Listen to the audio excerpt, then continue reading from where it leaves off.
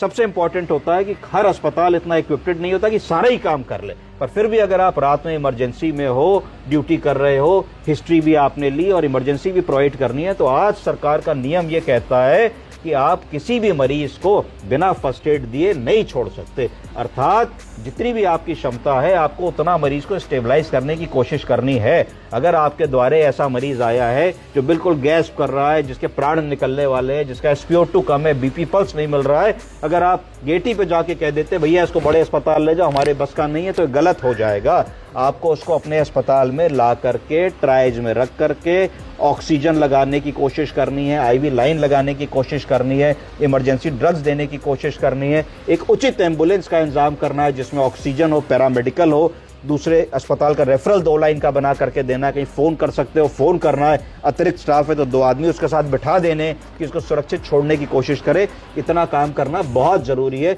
कई बार लोग ये गलती करते हैं कि गाड़ी टू गाड़ी कह देते ले जाइए, ये चीज बिल्कुल गलत है, क्योंकि मरीज पे तो 5 ही मिनट है, गड़बड़ हो जाएगा। और बड़े अस्पताल का रास्ता 40 मिनट का है,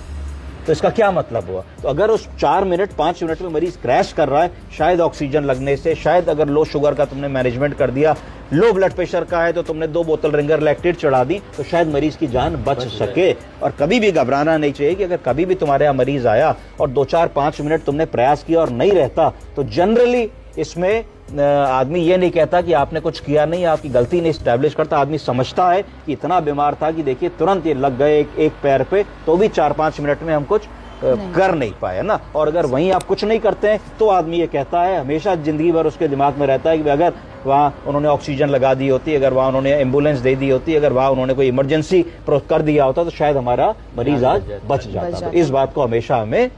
ध्यान रखना है। ठीक, थैंक यू।